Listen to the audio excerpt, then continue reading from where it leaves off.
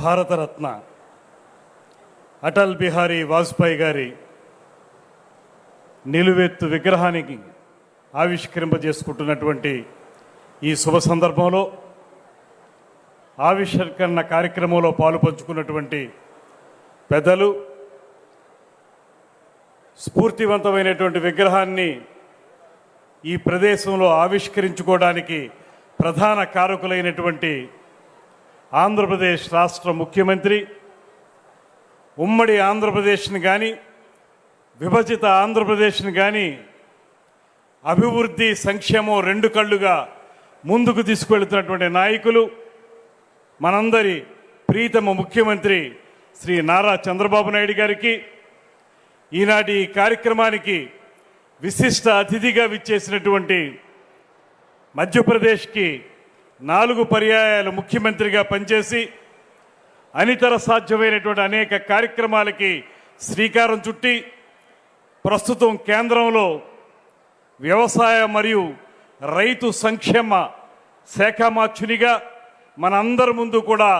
ఆదర్శప్రాయంగా నిలిచినటువంటి శివరాజ్ సింగ్ చౌహాన్ గారికి, ఈనాటి కార్యక్రమానికి అధ్యక్షత వహిస్తున్నటువంటి ఆంధ్రప్రదేశ్ రాష్ట్ర భారతీయ జనతా పార్టీ అధ్యక్షులు మాధవ్ గారికి, వేదిక మీద ఉన్నటువంటి కేంద్ర మంత్రివర్యులు, రాష్ట్ర మంత్రివర్యులు, వివిధ స్థాయిల్లో ఉన్నటువంటి నాయకులు అందరికీ, అన్నిటికంటే మించి కాషాయ రంగు కండువాలు మెళ్ళలో వేసుకుని, అదేవిధంగా పసుపు రంగు కండువాలు మెళ్ళలో వేసుకుని,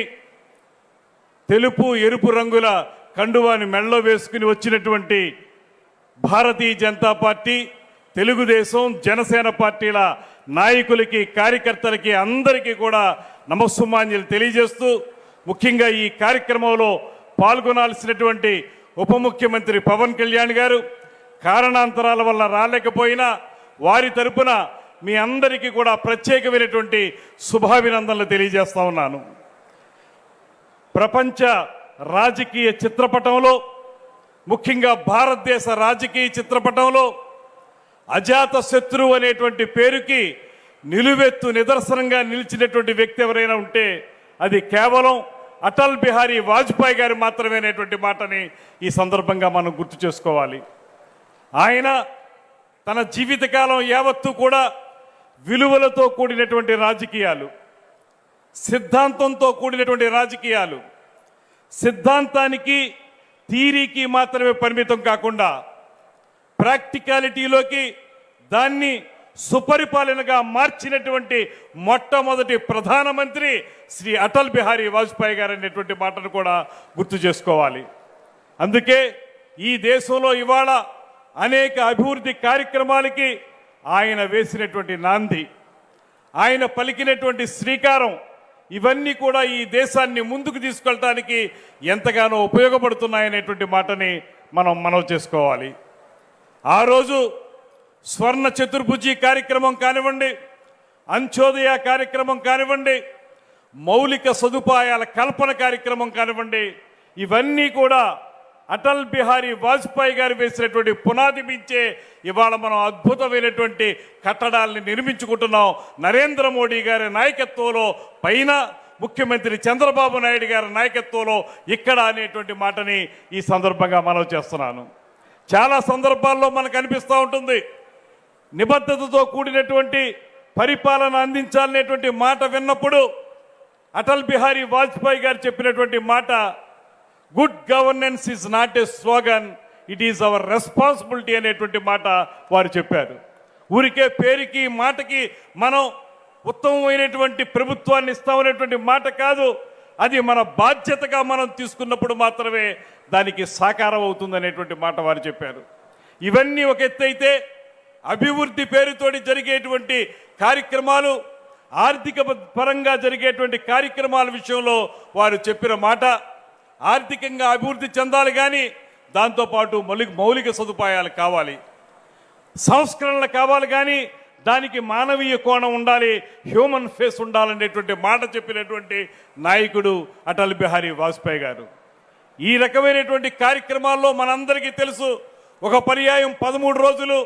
ఒక పర్యాయం 13 నెలలు, ఆ తర్వాత 5 సంవత్సరాల కాలం పూర్తిగా ఈ దేశాన్ని పరిపాలించి సుపరిపాలన అంటే ఏంటో నిర్వచనం చెప్పినటువంటి మహానాయకుడు అటల్ బిహారీ వాజ్పేయి గారు. ఆ రోజు మనందరికీ గుర్తుండే ఉంటుంది, ఒక్క ఓటు తేడాతోటి పదవి కోల్పోయినప్పుడు పార్లమెంటు వేదికగా వారు మాట్లాడినటువంటి మాటలు ఇవాళకి కూడా నేను నమ్ముతాను. ప్రపంచ రాజకీయ చరిత్రలోనే ఒక అద్భుతమైనటువంటి ఉపన్యాసం ఏదైనా ఉంటే ఆ రోజు వారు పార్లమెంటు సాక్షిగా మాట్లాడినటువంటి ఉపన్యాసమే సాక్షిభూతంగా నిలబడుతుందనేటువంటి మాట. అందులో వారు చెప్పింది విలువలతో కూడినటువంటి రాజకీయాలు, ఏ రకంగా రోజు రోజుకి నానాటికి రాజకీయాల్లో విలువలు దిగజారిపోతున్నాయనేటువంటి మాటని స్పష్టంగా చెప్పడం మాత్రమే కాకుండా పదవి పోయిందనేటువంటి బాధ నాకేమాత్రం లేదు,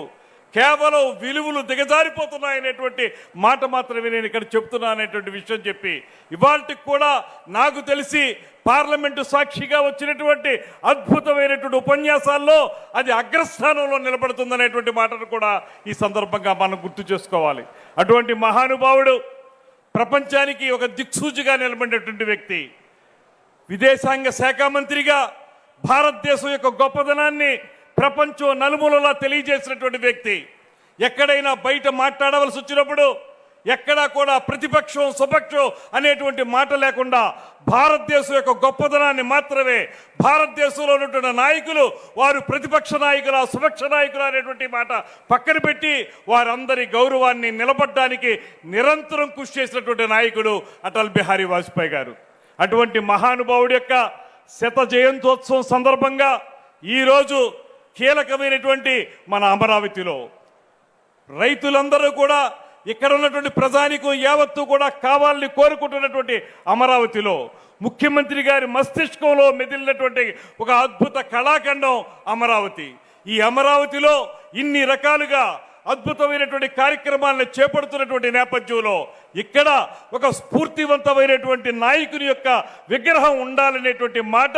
భారతీయ జనతా పార్టీ వాళ్ళు చెప్పినప్పుడు వెంటనే దానికి స్పందించి ఈ విగ్రహాన్ని ఏర్పాటు చేయడానికి పూర్తి స్థాయిలో సహకరించినటువంటి ముఖ్యమంత్రి గారికి మనందరి తరపున కూడా ప్రత్యేకమైనటువంటి ధన్యవాదాలు తెలియజేసుకోవాలి. వారు ఇవాళ రాష్ట్రాన్ని, ఇంతకుముందు పెద్దలు చెప్పారు,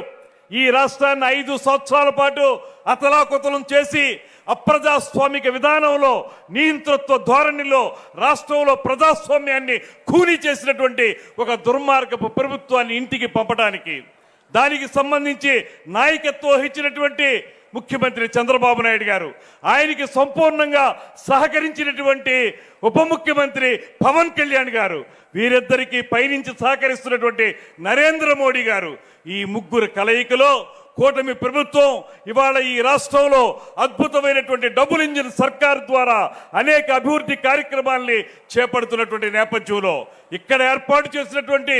ఈ అటల్ బిహారీ వాజ్పేయి గారి నిలువెత్తు విగ్రహం మన అందరికీ స్ఫూర్తినిస్తుందనేటువంటి మాటని గట్టిగా నమ్ముతున్నాను. ఈ ప్రాంతానికి వచ్చిన వాళ్ళం ఇక్కడ రాజకీయ పరంగా కానీ పరిపాలనా పరంగా కానీ ఇక్కడికి వచ్చిన ప్రతి ఒక్కరికి కూడా అటల్ బిహారీ వాజ్పేయి గారి నిలువెత్తు విగ్రహం స్ఫూర్తిదాయకంగా నిలబడుతుందని,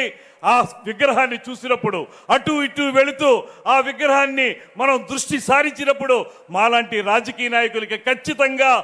సమాజ సేవ కోసం పునరంకితం కావడానికి స్ఫూర్తిస్తుందనేటువంటి మాటను కూడా ఈ సందర్భంగా మనవి చేస్తూ ఇంతటి మంచి కార్యక్రమాన్ని ఏర్పాటు చేసినటువంటి ముఖ్యమంత్రి గారికి, భారతీయ జనతా పార్టీకి, జనసేన పార్టీకి అందరికీ కూడా మరొక్కమారు ధన్యవాదాలు తెలియజేస్తూ మనందరం కలిసి రాబోయే రోజుల్లో నీవు నేను మనం జనం ప్రపంచనంగా అమరావతిని ఉత్తమమైన స్థానంలోకి తీసుకెళ్ళడానికి ముఖ్యమంత్రి గారికి సహకరించాలనేటువంటి మాటని మరొక్కసారి మనవి చేసుకుంటూ సెలవు తీసుకుంటున్నాను. నమస్కారం. జై హింద్. వందే మాతరం.